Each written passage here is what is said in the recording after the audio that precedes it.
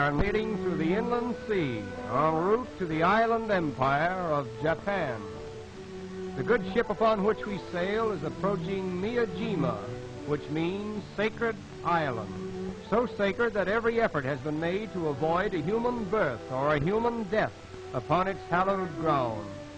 Apparently, this custom was the result of a desire to pattern the sacred isle of Niojima after that eternal realm wherein it is believed there is neither birth nor death. We arrive, and our first impression is the famous Tori, a landmark that might well serve as a gateway to Japan. The original purpose of the Tori was to afford a resting place for birds in order that they might sing to the gods. Consequently, a Tori is usually found before a temple of worship. This is a sacred dance regularly performed before the temple at Niojima, regarded by the inhabitants as a most solemn event.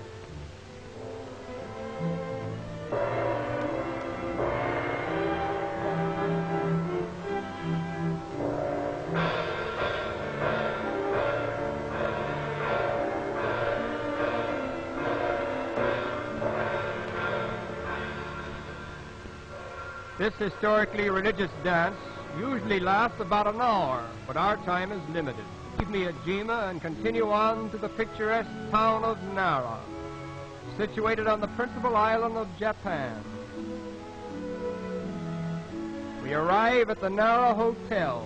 It is cherry blossom time and the spirit of spring is everywhere. Many centuries ago, Nara was the capital of Japan, and although it has lost much of its former glory, it is still one of the most charming spots in the island empire. There are two very good travelers to do in Nara. The first is to feed the sacred deer in the temple park. If you feed them rice cakes, which are apparently a choice delicacy, they will remain pleasant and faithful company as long as the cakes last. The other thing to do is to visit the pavilion of the Great Bell, which has been standing in the park for over 1,300 years. The bell itself is 10 inches thick and weighs about 40 tons. It is the custom for the visitor to pay a small fee for the privilege of ringing it.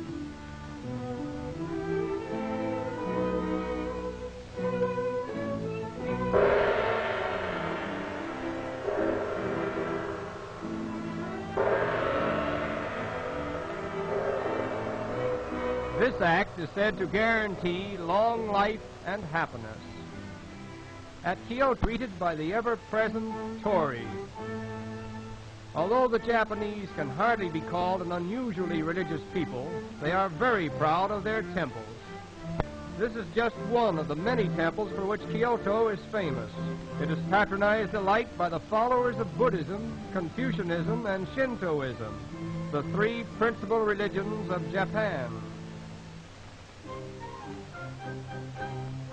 For centuries, has been the center of Japanese culture and refinement. Poets and artists have celebrated its beauties, and it is here that we are afforded the opportunity of studying the native people in the environments which they love so well.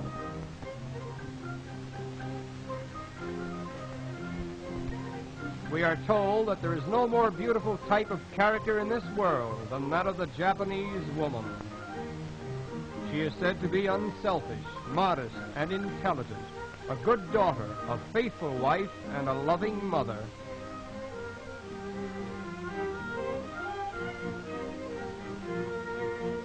The Japanese are extremely courteous. In fact, they are often considered to be the most polite people in the world. Suppression of the emotions is one of their chief characteristics. Young men and young women assume a manner of reserve toward each other, from which it has been affirmed that love does not exist in Japan.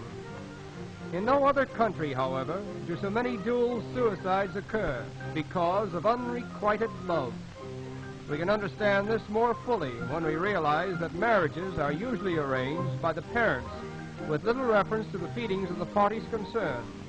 Incidentally, the hairdressing of the Japanese lady is a ceremony of great importance.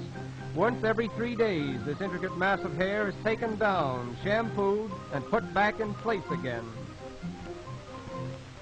Japanese babies are the nearest approach to human dolls that we have ever seen. Here we are introduced to the street musicians who roam about the countryside in gypsy fashion, romantically playing and singing the folk tunes of Japan. This strange group of wandering minstrels illustrates a peculiar custom. When an offense is committed against society, the offenders often go about in this manner, playing popular tunes and collecting money for some worthy cause.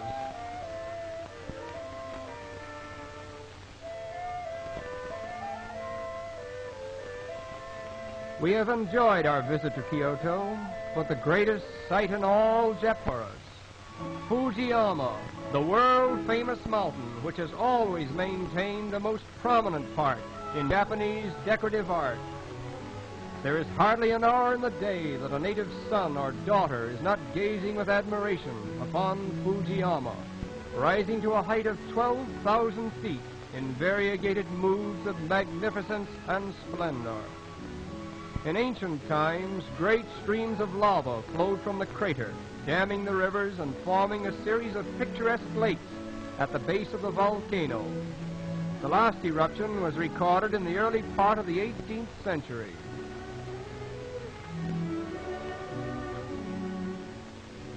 As we gaze upon this divinely beautiful mountain, we can appreciate the reason why the Japanese people, always lovers of natural beauty, worship Fujiyama.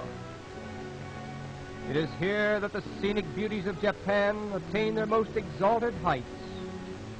And it is here that we say farewell to the Island Empire.